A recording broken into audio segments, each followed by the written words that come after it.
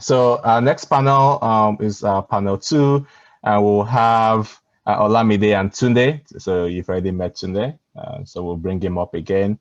Let me find I think I have way too many things open. Okay. So Tunde, I'll introduce him again. So did his PhD Masters in Mechanical Engineering and Material Science at MIT, currently at McKinsey, a consultancy firm. We have Olamide Oladeji, who is an ITNSC fellow at Stanford University, currently doing his PhD in Management Science and Engineering, and got his bachelor's at UI, and also has 2 master's degrees from MIT. So that's where I met Ola. So Ola, I'll let you share your slides, and then you and Tunde will take it over. And just to echo what Rovana said, so the statement of purpose is really, really important. So this is where you can really show and control your story. So that's what they will help you with. Okay, Ola? Thank you for the introduction. I will share my screen now.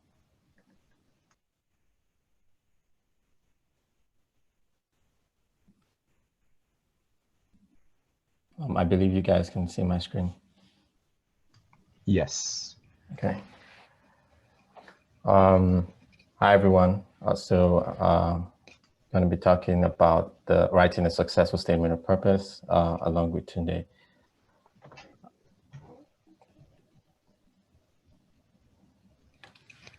So there is a question I think we all have at some point, which is like, what makes a good statement of purpose? How long should it be?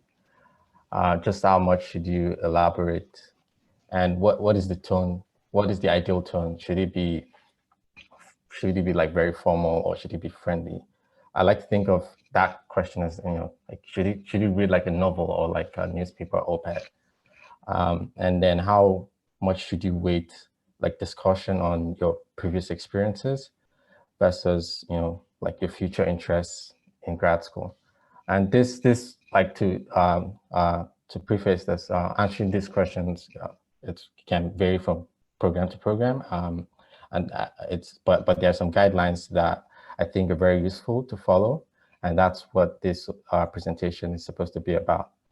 And so before starting your SOP, your statement of purpose writing, you need to think a lot about your audience. Yes, we know that you're writing to like a professor or faculty, people in the admission committee, but you really need to think about who they are, what they expect to see. We've heard today about how things work when admission committees meet to consider admissions. So really, they're going to be experts in your field. They're people who, for example, you're applying to a specific program in chemical engineering, a specific research area in chemical engineering. You're going to understand. There are going to be people who are very familiar with your area. There will also be people maybe in other aspects of, say, chemical engineering or molecular engineering who would also be on the committee. And these people would be reading your essay along with other essays. And some of them may even be your future advisors. And so you want to make sure that you keep that in mind as you structure your essay. So what exactly do they want to see? The way I like to think about this question is, especially in context of a PhD program, you really are trying to convince them about like your research potential and your alignment or fit with the program. And so from their perspective, they would want to see that you can communicate your ideas and your research project or academic colleagues. You can see things through. You can appreciate, for example, the bigger questions. You want to understand like your research interests, your long-term goals. They want to see that you have baseline skills for research in your area. So suppose you're interested, you've ticked the questions, you've stated your interest, it aligns well with your program, and all of that. What skills do you have? Are you like well prepared? And what other traits do you have that would show this ability to do well, to be a productive researcher in the program? And so if you keep this in mind, you can structure your statement of purpose such that you can address those questions. successfully. And so thinking about the structure, there's a lot of information out there. Again, these are all guidelines. I don't think there's like a one-size-fits-all approach, but I personally, I like what is this one by the University of California, Berkeley. It's in this URL. I'm sure the slide will be shared later if you can keep track of this. But they divide the SOP into four sections, which I also agree with. One is about introducing the applicants, like interests and motivation. So you talk about who you are, and then you summarize your undergrad and like your work experiences. And then you talk about really like what you've been doing recently or currently and how that is very relevant to your program. And then you elaborate on your interests for grad school. And so, okay. Yes. So starting with the introduction and motivation, this really is trying to address the question, what motivated you to apply? I think for me here, one thing that I noticed with myself, and I think with many people, is spending a lot of time trying to figure out this perfect hook, just because you want to, engage your reader and all of that. But actually, this Berkeley link, if you read it, says actually like you don't necessarily need to be like super elaborate in introducing yourself. Just make sure you state clearly who you are, but you don't have to spend like, I don't know, like half of the time you spend on your SOP just trying to get this perfect introduction. I've seen that happen, and I think this is not the most important aspect of your essay. It's important that you introduce yourself and like state your motivations clearly, but you don't need to devote like 90% of your writing process to that part. Also, it's very important to be very clear. Someone shouldn't really read your introduction and be questioning what exactly do you want to do within this area. I think sometimes it's easy to be vague, maybe for whatever reason, but you want to avoid like being vague. Think clearly about what you want to do and make sure that like shines through when you're motivating your reason for introducing yourself as well. I'm going to go into details of what I mean by motivation, because I think that's also a question you probably have right now. Specificity also goes with clarity, and there's this overall question of what you want to do and why. So I am XYZ, and this really is the overarching reason for me trying to do a PhD program and also in this area. Of course, the rest of your essay would elaborate on all of this. You can read more on this link. I don't know if, okay, yes, so I still have some more points on this. Yes, like I said earlier, why this area? Why now? So there are many reasons. If from the previous presentation, we talked about how there are many reasons why people wanted to go into grad school. Maybe you want to like solve some like big problem, or maybe you've had like previous education in this area, but your undergrad education only gives you so much. Also, I guess this other point doesn't really apply here, but sometimes there's different traditions with different disciplines. So for example, just overall style, like the humanities, according to the Berkeley link and some other links as well, they tend to expect a lot of more, explanation of like your overarching motivation compared to engineering programs. I will speak a lot more about cohesion later on. Like I said earlier, again, it's not necessary that you need to find like some perfect aha moment as a motivation. I think in reality, the reason why people want to study, why people want to go to PhD program could be a combination of several experiences over time. And so it's very important to be honest, clear, specific, why a PhD, why the program, and why that school, why the research area. And so I have a few samples. Sorry, can I say something there? Yes, please. So I think for a lot of people, They might not even know exactly what they want to do today. It's, you know, sometimes like you think about it as you then think about like what the next steps could be. I mean, so like specifics of the program you want to do, right? So you kind of like searching for, you've done chemical engineering for undergrad, and then you want to do a graduate degree. You've done research in I don't know, a particular area of chemical engineering, and you're thinking that you're going to match to this program at this particular school, and then you want to write an essay that we put you in the best possible position to get admitted to those schools, to that particular school or those schools. Sometimes you might work backwards to get your story, right? So it might not be that you had like a particular moment in I don't know, in the past 5 years where you realize what you're gonna do.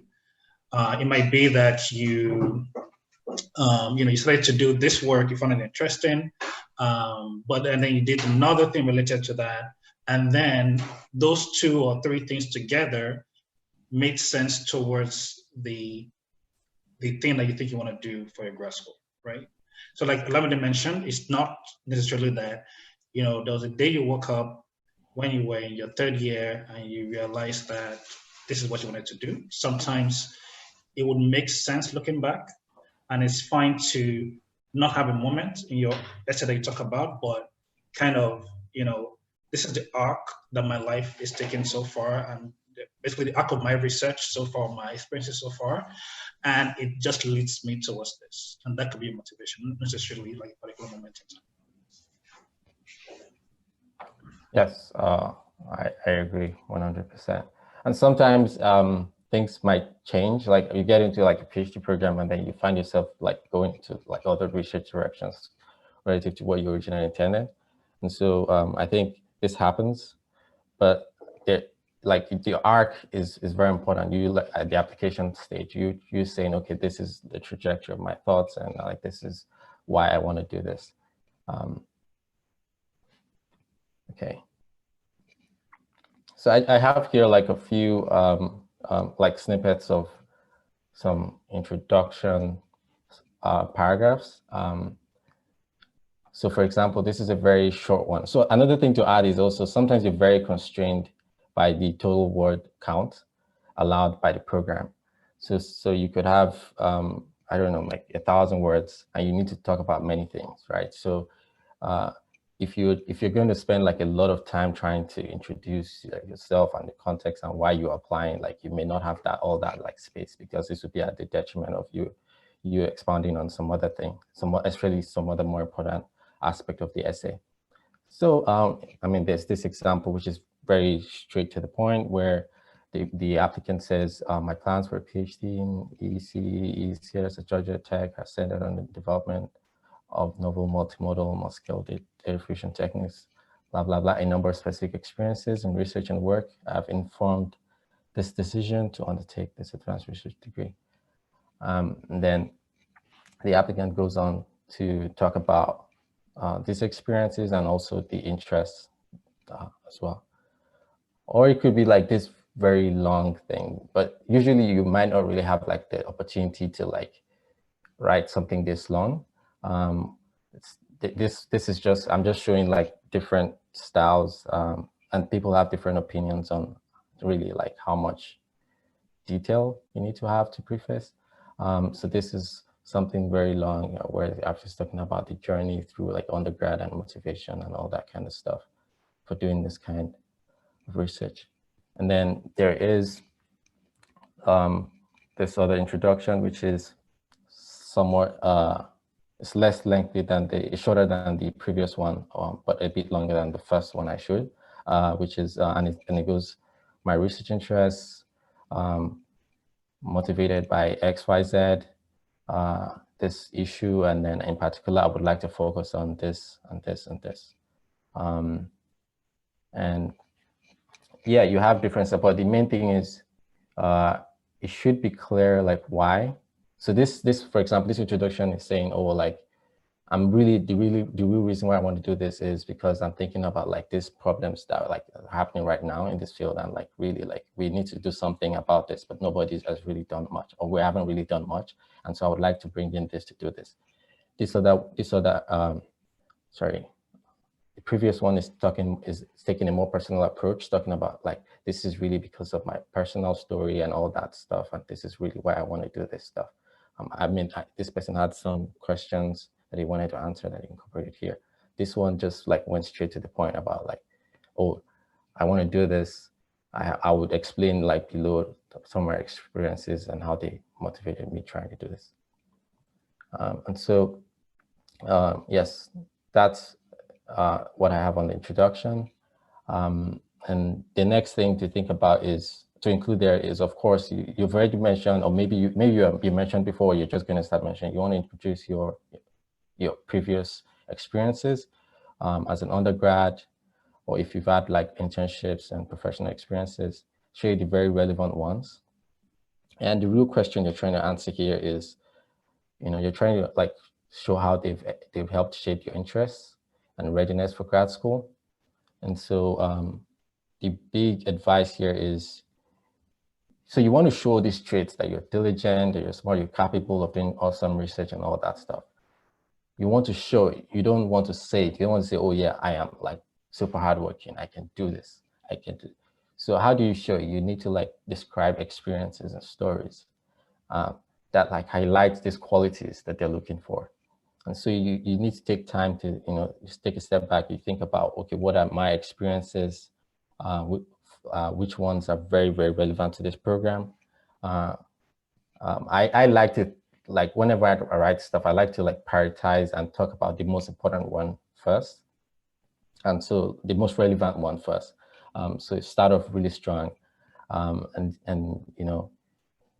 People talk about, oh, we may not have had research experiences and all of that stuff. I think in general, like the fact that you guys are all in Nigerian universities, the fact that we have like final year project is a very, very good thing. I think it's one of the best things actually about Nigerian education, that they make everybody do like a final year project. We can argue about like how good it is or not, but I think it's better than having like not having that option. In some cases, like this would be very relevant to like what you want to do. Sometimes not so much, but at least you have something that you can talk about. Everybody, at least one experience in an academic context. And so you think about whether it's your research, your final year project, or like some stuff you've done as an intern or personal project. You think about all these experiences. You think about like the flow of the essay. So again, it's very important that you're not just writing paragraphs or stories on their own. You're trying to make sure that everything like connects together. You've started by prefacing, you've started introducing yourself on like, oh, this is why I really want to do this program. And then you're talking about these experiences to show that you're ready, and like, oh, they've like really, they've shaped your interests. So even if you're talking about 2-3 experiences, they need to all tie into each other. You need to get that act. And they don't have to necessarily like flow in the sense of like, oh yeah, I did this and then I did this stuff in another area. It could be, oh yeah, although I did this other project and this project is very different, it's different from what I want to do now, I did learn some very important things that like, oh, for example, like I don't want to do this in grad school.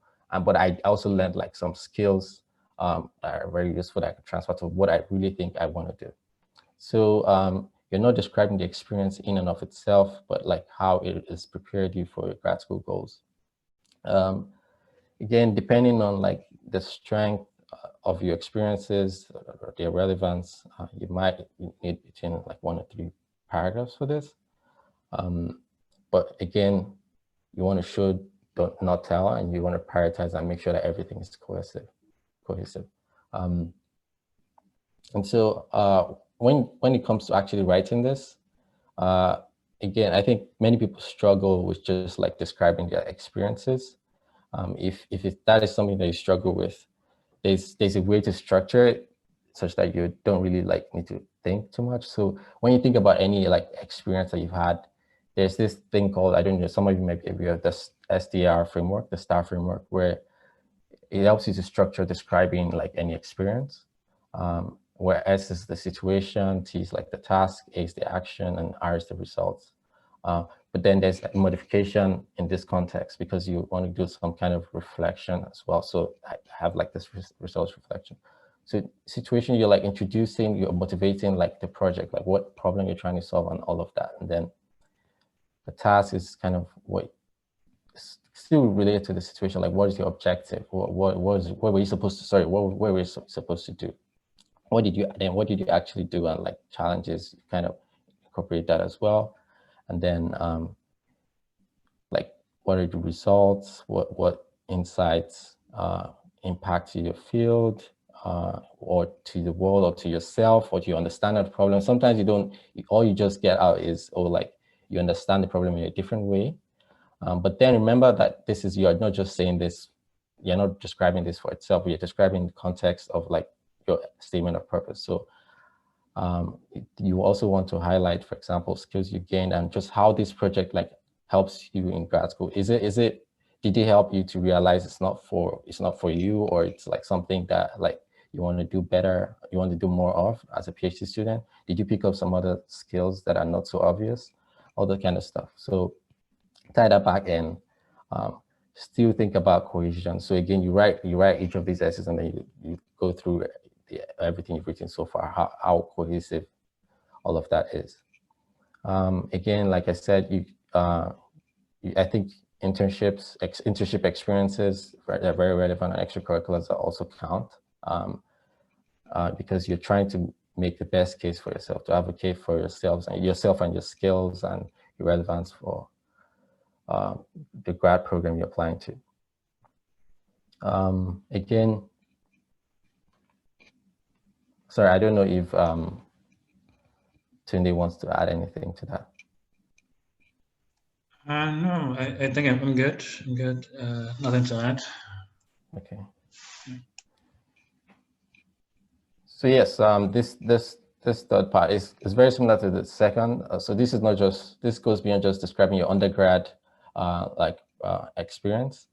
But this talks about, now it's showing they're different. Sometimes it's very overlapping with, it overlaps a lot with your undergrad experience. Like maybe you're currently a student and still applying and you're doing a lot of stuff. You're still in the process. So this part is more like, okay, what am I doing now? And like, again, you're going back, how is that like, you know, shaping your interest for grad school? So again, this could be things like personal projects or MOCs.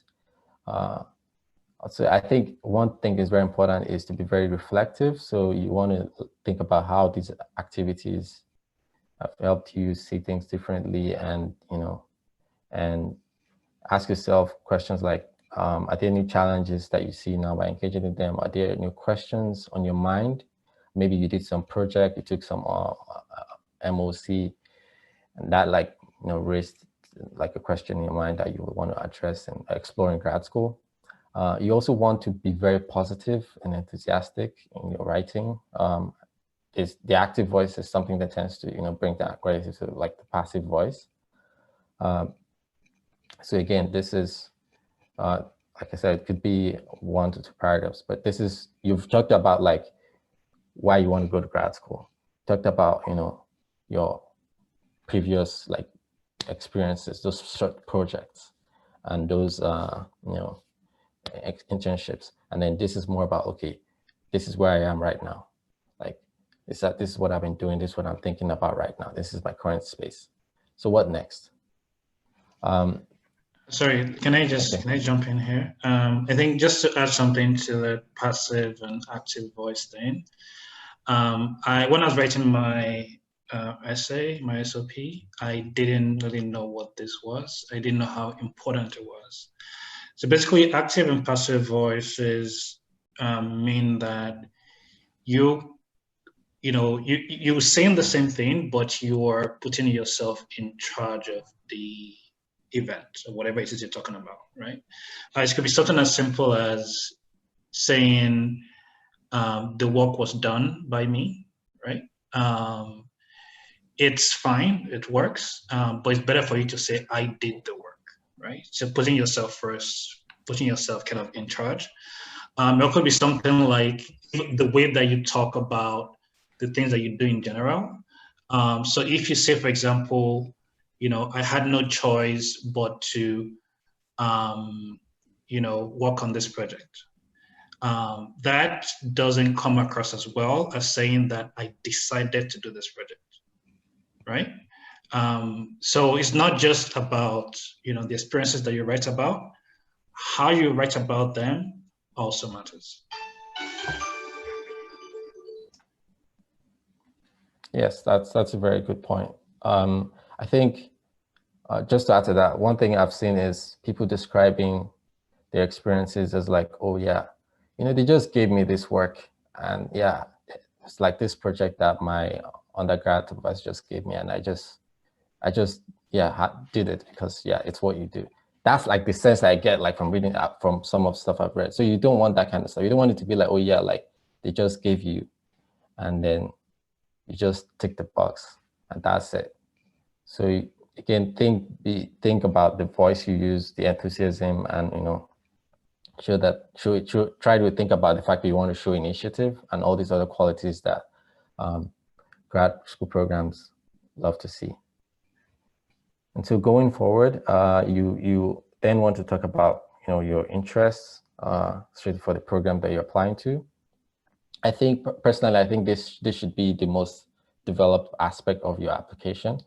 And I would say, like, in my experience, I've seen a lot of people like weight this poorly relative to describing like what they've done in the past. I think at the end of the day, this is a statement of purpose. So you're trying to say like, like what you want to do in the program. Doesn't actually mean that's what you're eventually going to do. And this is also an opportunity to show like your fit with the program. So it's also, when people talk about tailoring your application to the grad school program, this is really like what really nails it down. So if you do a really bad job here, it's going to be a downer for your overall application. So how do you do this? You want to have read, like, you would have gone to the program's web pages, gone to the faculty web pages, looked at the research interests, thought a lot about like who are the people that you would like to work with. You may have reached out to some of the faculty. Then you yourself also would have been thinking about some like research area and like questions around that area. I recommend spending a significant amount of time offline, just thinking about this. I personally used to have a spreadsheet when I was applying, where I like tracked a lot of these things. I had like just descriptions of like research from faculty that I was interested in. And then I also had like my own blog of like stuff I was thinking about and all of that. And so you want to describe what you want to do. Here, I think you want to like speak in the language of your discipline. So again, you're talking to people who are experts in your field. Going back to what I said earlier about being positive and using the active voice. If you've had like some interesting research questions, if you have them on your mind, you should definitely mention them. Basically, you want to just make as much of a case for why you would be a great researcher. And then you want to, this is also very important, like why do you want to do like, for example, this thing in chemical engineering, some research in chemical engineering in that particular university versus say another university. So at least 2 paragraphs, in my opinion, you should try to address this in 2 paragraphs. So allow roughly like 3 or 4 more minutes. Okay. Okay.